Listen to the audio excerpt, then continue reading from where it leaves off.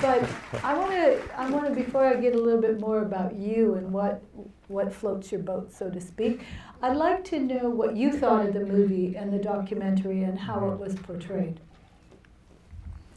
That you want to use this one, okay. Yeah, there we go. All right, well, first of all, thank you. Thanks for putting on this event. Thanks for having me. Thank you, Tucker, for the very nice introduction. Thanks, everyone, for being here. I thought it did a really great job of describing some of the issues that we're facing as a planet, as a society. I found it really inspirational because a couple of those scientists were very foundational in inspiring me to enter this field, especially Bob Payne's work, Jim Estes. I remember learning about those classic studies in my 6th grade biology class, and that was one of the first things that got me interested in science, the case of the Yellowstone wolves. And so now today in my own work, I continue, hopefully continue kind of the legacy of some of their work and working towards bringing their rules and applying them to conservation. So getting to see them kind of in their glory, see some of the history of those studies was really inspiring and profound for me. I'm always amazed how they get some of the cinematography that they get. Was there, you talked about you knew some of these people as far as with your 6th grade biology and what they brought to science today in the species. Was there any particular filming scenes that kind of just blew you away? Because I know you're in Chile, so you see a lot of stuff. I think some of the most impactful ones for me were the side-by-side images, both of recoveries and of decline, or some of those kind of time sequence shots of deforestation in the Amazon and other places. I think we often get very excited about climate change, which is one of the major issues of our time, environmentally, socially. But habitat loss, which is what we are seeing in those images, is the greatest threat to biodiversity on our planet and in turn to humanity. So I think those for me were the ones that stood out most. It seems that when they were showing the side by side, like I said, it gave you hope. It seems like there's progress. Is this true? I mean, this movie's just coming out, so I'm just asking because you're down there doing your research and your work in Chile. So can you answer that? Absolutely. There are glimmers of hope, but they're just that, just glimmers. We are certainly in a very dire situation. I was just giving a talk the other day looking at, for instance, rates of deforestation that we're seeing in the last couple decades. And one study looked at just the period from 2000 to 2010, looking at how much forest was lost across the whole globe. And that's just one ecosystem. We lost almost 2.5 million square kilometers, which is the area of Texas, Alaska, California, combined and multiplied by 2 in 12 years. So while I do see glimmers of hope, I hope that doesn't detract from the urgency of the situation. So when you're saying lost of forest, is it a multitude of reasons? I mean, recently we all suffered from the fires and that. So is it the fire's natural disaster? Is it human population? What is it? And are we seeing any change in it coming back? Yeah. That's a really good question. As this community knows very closely, it can be a mix of natural and unnatural causes. So here we saw unheard of fires in this region in the last couple of years. Those are both natural. Fire is a natural part of Northern California, but they've been exacerbated, made worse by climate change. We expect fire seasons to be longer, more severe in our region and much of the world as well. So it's a mix of factors. What we see as kind of the ultimate drivers, the things that are causing all of these impacts, they come back to human population growth, overconsumption, choices maybe that we make on a daily basis or who we vote for.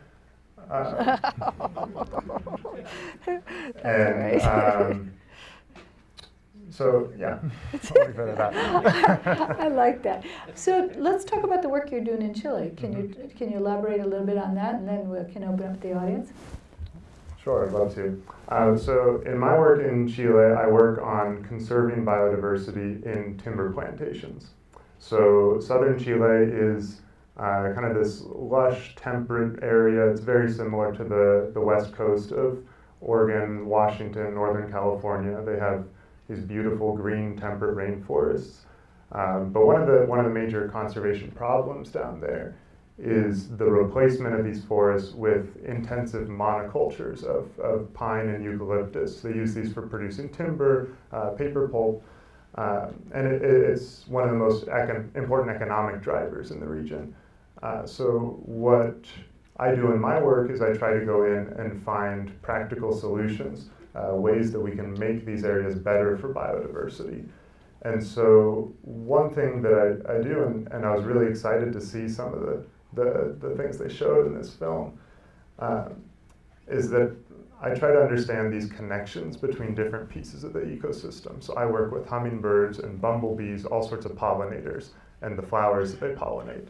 You can imagine them all being linked together, kind of like those diagrams they showed of the sea otters and the urchins and the kelp. This was wonderful. And whereas in their work, they were, sketching these by hand many times, doing these graphs by hand, imagining what would happen if we pull that sea otter out. How is that going to cascade across that web? Now what we're able to do, and what I do in my research, is pull on some really cool technological advances in computer modeling, in the study of networks, like the internet. And we can actually quantify what happens when we pull out one of those things. We can try to predict how are those changes going to cascade through the ecosystem and impact pollination, impact the conservation of these populations, and ultimately impact us, humanity. That's pretty cool. I thought that was really interesting, because we think if we take the bad guys out, the predators are perceived, that everything will flourish. So with the situation of the killer whales, do you know what's going on there with the whales and the killer whales and the otters and the sea lions? Because I was waiting for him to say it was all the great white sharks, and it wasn't. So. Yeah, I think that case demonstrates how complicated the natural world is. Even people who spend their lives out there studying these systems maybe can't foresee some of these unintended consequences. So I think that brings us back to why it's so important to have studies not only looking at conservation and kind of applying this work, but also some of these basic studies, understanding these basic rules by which nature works. If we don't understand the basic rules, there's no way we can begin to predict these kind of further afield consequences. So yeah, in the case of the killer whales, I don't know a lot about that situation myself, but I think we see a lot of cases across ecosystems, across forests, oceans, wetlands, what have you, where humans change something and we can't necessarily predict what's going to happen. And so that's what we're trying to do in a lot of my work and the work that these biologists continue to do. I thought that was really interesting how they took the one segment out, and then they showed what they'd done when they came back in, especially in the wildebeest sense, and it made a great story, because we often see animal movies and we see pollution, environmental movies, but this kind of connected all the dots in a way that you can understand and feel like maybe you can get involved and help. Yeah, absolutely. I think it's really of critical importance that, as bad as the situation can sometimes seem, that we don't lose hope, that we don't just throw up our hands and give up, because ultimately, as they mentioned at the end, this all comes back to us, this all comes back to humans. Not only are we driving these changes, we are also feeling the consequences. We're feeling the consequences of more extreme wildfires here, of overfishing, the loss of fishing stocks, and ultimately impacting people's ability to put food on the table. We pay in Northern California, farmers pay tens of thousands of dollars to ship in pollinators to pollinate their almonds because we've decimated the natural populations. So ultimately, all these changes come back to us, and so the key question is, what can we do about it? We're the keepers. Yeah. Let's open it up to the audience. Anybody have any questions for Tyler? Oh, we got some questions. So we've got microphones coming out. Why don't you get this young gentleman, and then we'll get the lady right in front of him. Yes, you, sir. About the whaling problem, like, the things that would affect it are like A, the humans, B, the polluting, and like overfishing? well, yeah, but like when you take a whale out, how else would that affect the community besides the orcas? Mm-hmm. Yeah, thanks. That's a great question. One of the ways that you might be surprised by is whales are these massive animals, some of the biggest animals we have on Earth, and they move huge distances, so they can connect ecosystems all across the globe. And as they're moving between these, they eat a lot of food and they generate a lot of poop. And as they poop, those nutrients move through the water column, so they're actually able to move nutrients from rich productive areas, coastal waters, out to areas that maybe don't have any nutrients. And so they support food chains even in these areas in the middle of the ocean, 2,000 feet below the surface. You can see entire ecosystems supported by whale poop. So there's, I know, it's crazy. So there's a million ways in which they're affecting this whole web of interactions that we saw. One of them is through, with killer whales. Others is moving nutrients. Others is maybe consuming fish that eat the fish that we eat. So there's a million different ways. Yeah, thank you for the question. That's a great question. We're going to get this lady here with the black bun right there. Yep, right to you. Yes, yes. And then we'll go across over there. So what are the little things that you do every day? Obviously, you're doing huge things with the research and helping in a huge way, but what are things that you do that we can do to help this? Just like by recycling, like little things like that. Like, do those signing petitions actually work? Do they see them? Or my mom sends me like a million every day. People are seeing it and actually doing anything about it. Absolutely. I think we all come away from these things wanting to know what we can do about it. I'll give you just 3 things that all of you can do at home and that are going to be free, if not save you money, actually. The first one being vote, use your voice. Grassroots efforts are wonderful.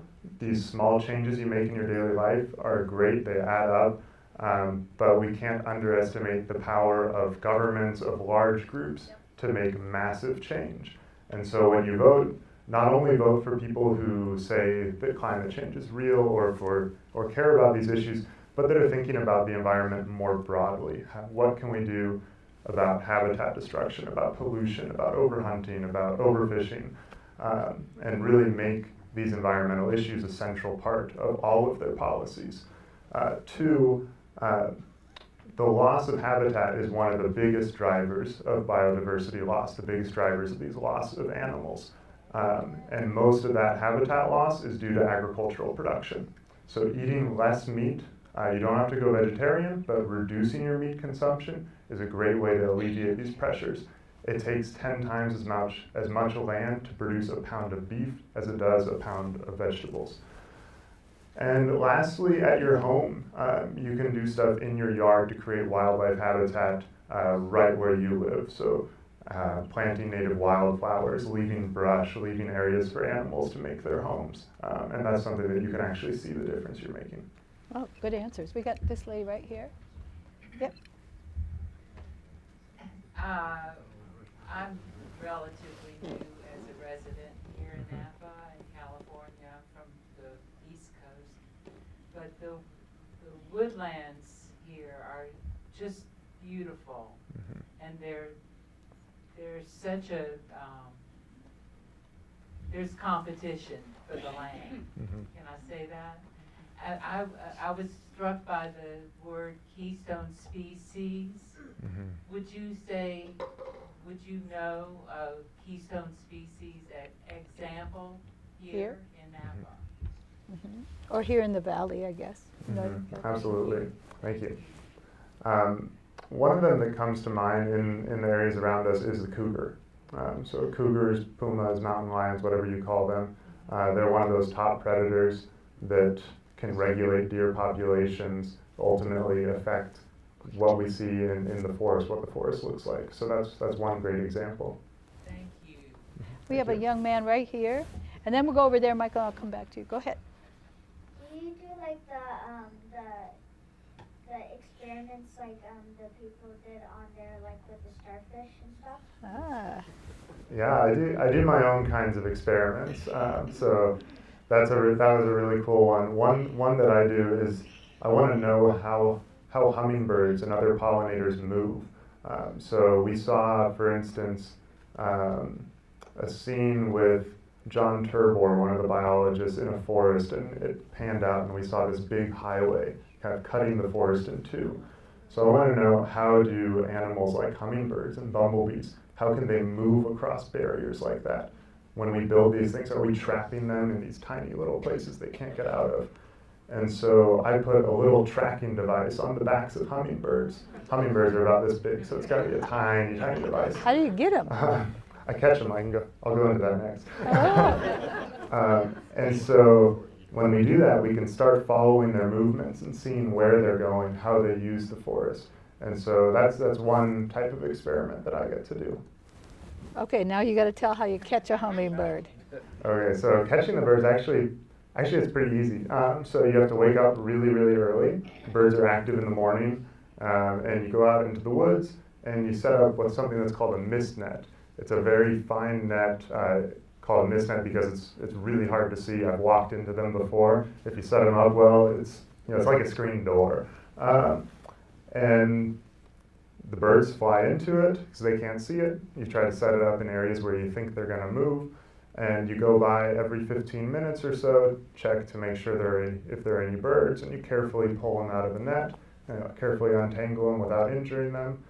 And then we can put these transmitters on them, these tracking devices, which we actually glue to their backs using eyelash glue. So it's a really skin-sensitive, flexible glue. It'll fall off within a couple weeks and really doesn't affect their behavior. That's awesome. I'm going to get over here because we've been over here, so let me get over here a little bit. Can we get this young person right in the corner? I can't see. There we go. I just saw a hand. Okay, so are there any books I can read about this? Because I really like reading. Oh, yay! About this subject? Absolutely. That's a really great question. Let's see. Some of the books that I read when I was maybe a little bit older than you, but you're getting there, that I found very inspiring, or maybe some of the ones these are some of the books that inspired the modern environmental movement. One of them is called A Sand County Almanac by Aldo Leopold. It's a classic. He saw a lot of these problems coming before anyone else did. I'll have to think about it a bit to get to think of a few other books for you. Thank you, though. Go ahead, Elaine, and then I had a hand over here. Okay, we'll come to you. Me too. I got you too, Michael, and one behind you. Yeah. Thanks so much for being here tonight. Thank you. Can you tell us a little bit about Meadow, your program in Menlo Park? Oh, Yeah. thank you for asking. That was my finale question. You took it away. Go for it. Do you want to hold it? No? Go for it. I'm really happy you asked about that. That's so Meadow is this after-school environmental education or outdoor education program that my wife and I founded 3 years ago. It's one of the most rewarding aspects of my job.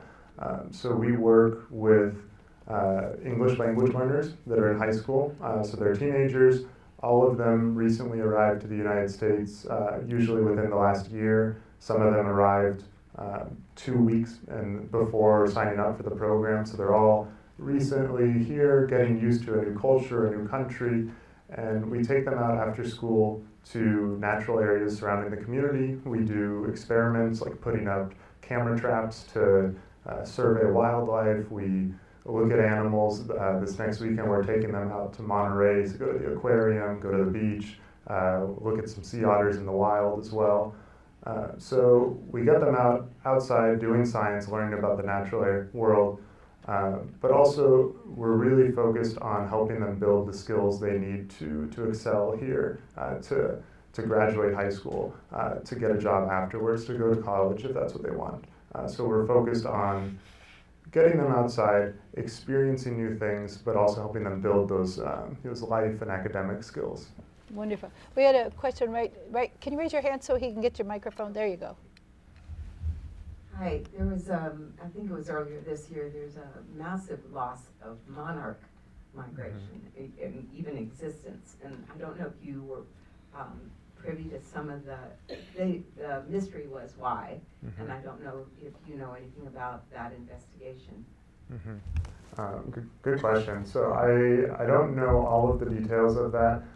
We've been seeing population declines in monarchs for years now. And it's due to a number of reasons. So migratory animals are really difficult to conserve because you can't just focus on one place where they live. They spend part of their lives wintering in one place, and then they move all the way to where they breed, and so you have to think about both places and how they get between there. And this leaves them very vulnerable to habitat loss anywhere along that cycle. It leaves them vulnerable to climate change because maybe the way they decide when to migrate often relates to something called photoperiod, so the length of the day. So they'll detect, oh, okay, the days are getting shorter, it's time to migrate, or the days in spring are getting longer, it's time to go up north and breed. Those, with climate change, we're seeing the length of day beginning to mismatch with the actual conditions on the ground, the weather conditions. And so one concern is that these migratory animals, they say, oh, it's time to get up and go. But spring actually happened 2 weeks ago, and so they get there, and the source of food they're counting on isn't there. So that's one of the big challenges. With monarchs in particular, pesticides are also another big major issue. We got a question right there. Go ahead. So when you make money, you have to cut a tree down, right? When you make what? Oh. When you make money, you have to cut a tree down. Yeah, so money's made out of paper. Okay. Oh, yeah. So you could lose like a whole forest on making money, right? Man, that's a great question. Yeah, that's a good question. You should read The Lorax if you haven't read it. Great book by Dr. Seuss. But yeah, you're right. We need paper products. We need wood. This building is made out of wood. The flyers are made out of paper. Our clothes contain products derived from wood. All of these resources are vital to the way that we live our lives. We can't live without them. And so we need to find ways that we can sustainably manage them for the long run. So a lot of my work in Chile is trying to figure out how can we still produce timber? How can we produce paper? Because we need that for our lives.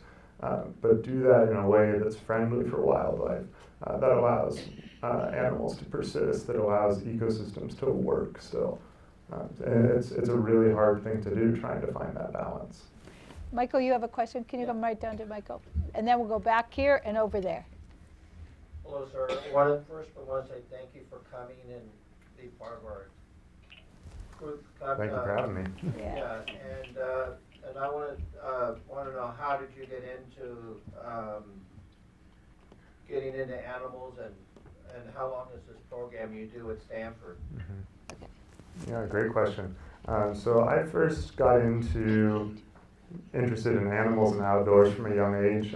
My family has a hazelnut orchard in Western Oregon. I spent a lot of time outside as a kid. And it was really as I mentioned, in 6th grade, I had a really great middle school biology teacher who really brought a lot of these studies to life, really made them come out of the page. And then as I got older, I spent a lot of time hiking, backpacking in the Cascade Mountains, and really became fascinated with how we can protect these natural areas that I enjoy recreating in. And so I went and I got a degree at Oregon State University, my undergraduate degree. I spent a few years working all throughout Latin America, and then came back to Stanford to get my Ph.D. So this is a 5-year program that I'm in. For any of you who are considering graduate work in ecology or anything in natural resources, I'll let you in a secret. They pay you to go to grad school. They don't charge tuition. You get paid a salary. It's not like law school where you have to take out big loans. Maybe you won't get paid as much as a lawyer someday, but you're not having to go in debt to go to school. Nice plug. Can we get right behind you there, Nathan? See that? There you go, right up there. And then we're coming over to this side again, I promise. So do you think that climate change is going to change the way that we have to approach restoration of ecosystems? That's a great question. We need to start planning ahead. So right now, a lot of our protected areas are in the mountains. They're in these really beautiful areas. They're often protected more for scenic beauty than for biodiversity. But those areas are protected in one location. And so if we see changes in the climate, which we're already seeing in front of our eyes, we need to think about what areas do we need to protect for a climate that's 20 years from now, 50 years, 100 years from now. So we need to be thinking about not only protecting the land we need to protect today, but also protecting for tomorrow and thinking about how those animals are going to be able to move to those areas. Yes. We had somebody right there. Right here come the mics, right there. Thank you. And then behind you, Brian. Okay. Okay, I have two questions now. Okay. One just piece of information. Plant milkweed in your backyard. It will produce pods that fly and replant themselves, but I live out in Carneros and there's a few of us that are doing this, and we're starting to see a few more monarchs. So we kind of call each other and go, I saw a monarch, and it kind of goes down our road in a way. That's wonderful. Yes. So we're helping that way. The other question I had, being that I grew up here, I mean, it used to be all pretty much cattle and sheep, pretty much in oaks. I do live in an area that is surrounded by vineyards, and I have a lot more problems being able to grow my vegetable garden. So I share with the animals. There's a lot more rabbits, and and a lot more coyotes. The rabbits, I just assume, are being scared by the tractors in the vineyard, and so we never used to see. I'll see 6 of them just in a row, and then they just settle in the garden. So now this year I'm kind of fencing around the different vegetables, and we'll see what happens. And you know, being that we have the vineyards, yes, at least there aren't the buildings. And there's other problems. Yeah, but is there a question for Tyler in this, or you're just? Well, I just kind of.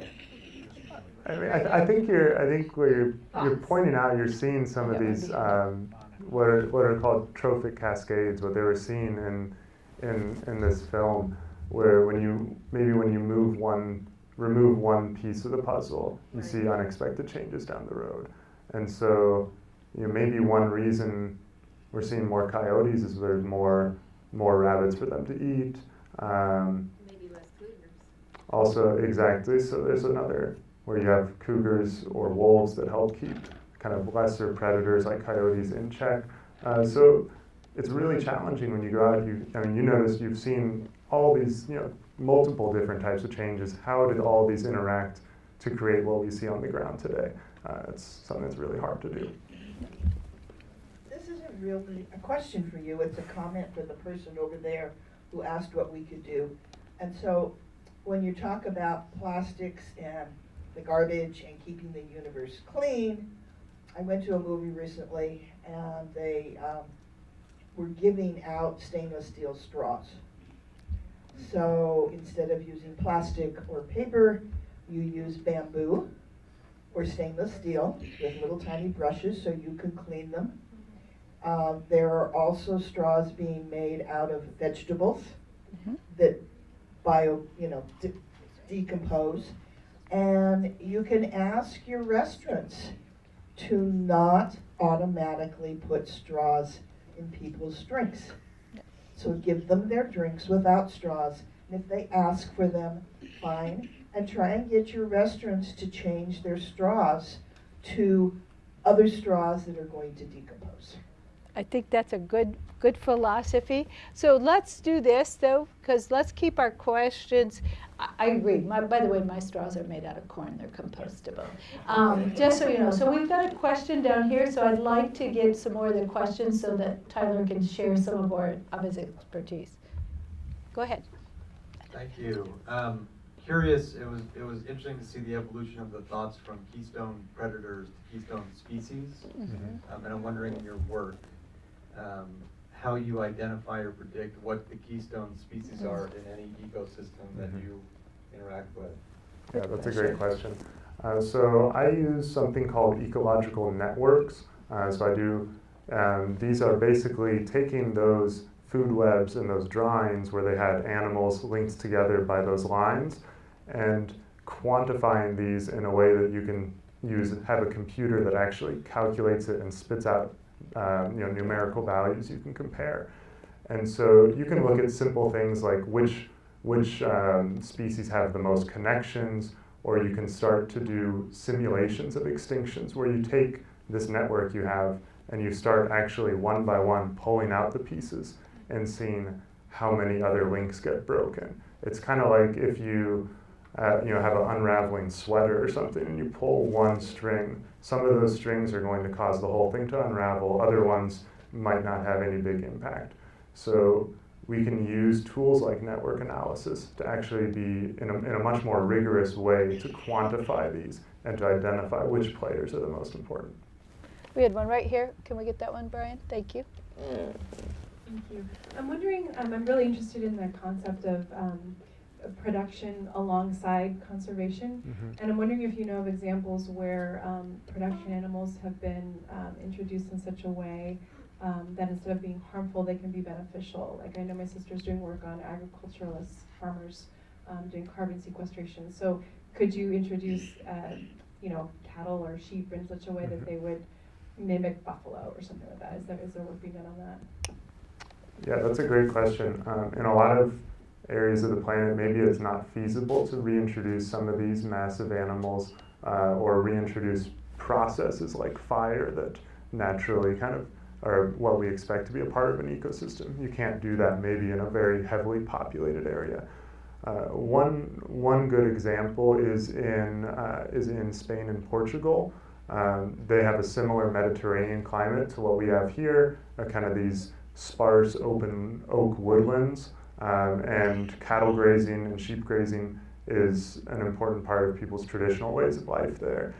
And so that's one place where if you can keep the density of grazing animals relatively low, move them about the landscape, you can actually use them to mimic some of these natural processes, either mimicking fire, mimicking wild grazing animals, so you can start to think not just about conserving species, but thinking about maintaining how that ecosystem works.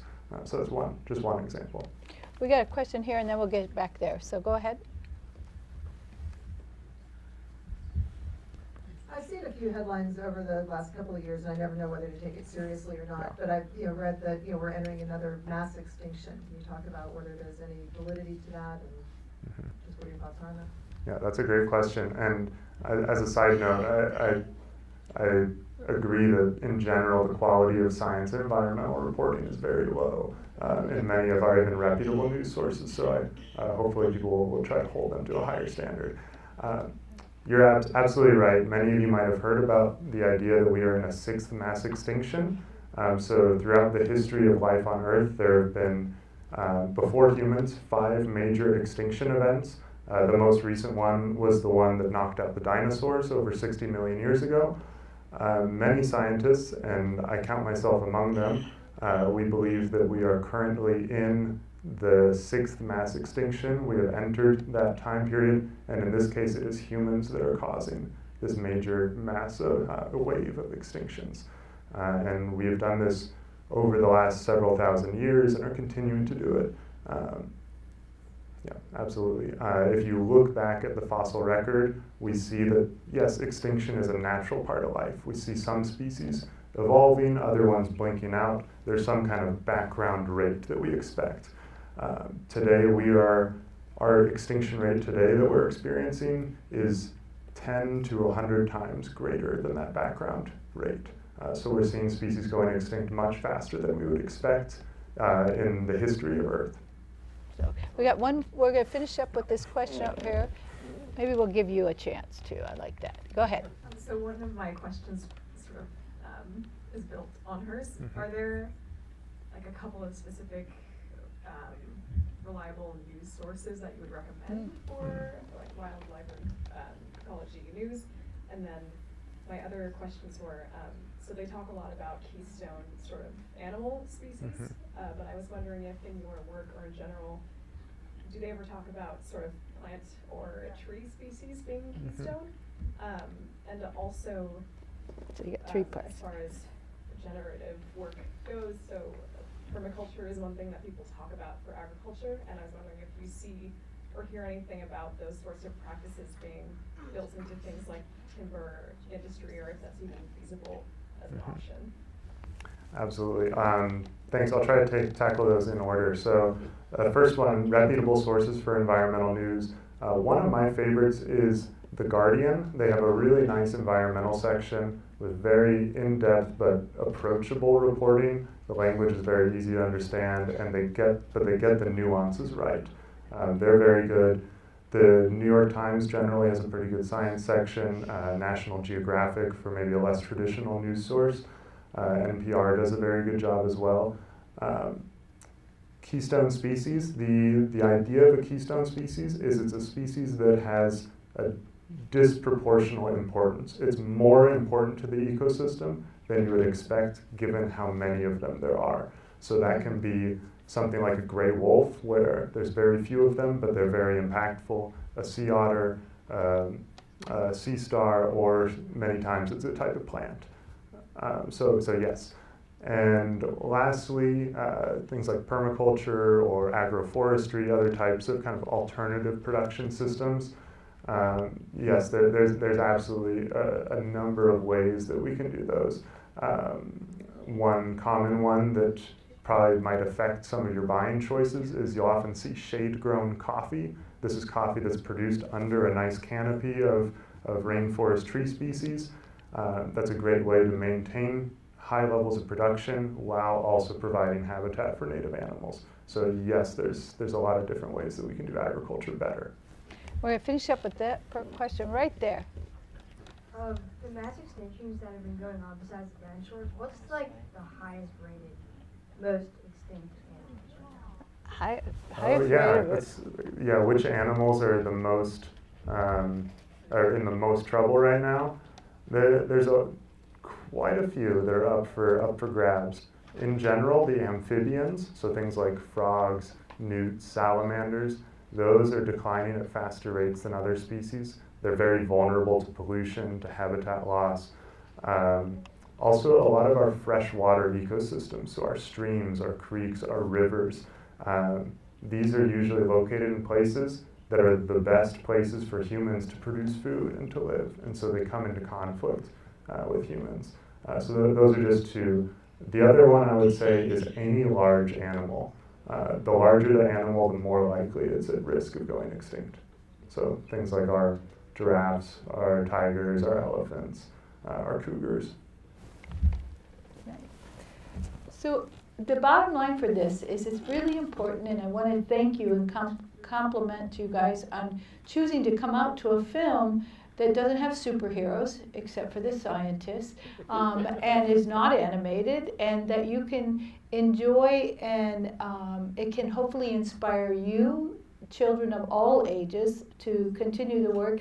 And I just really want to say thank you to Wonderfest, and for Tucker bringing you, Tyler, to the Cameo for your wonderful Q&A and really giving us much more information. So thank you so much for coming, and your lovely wife too. Thank you. And so they can ask you questions. That's what they're going to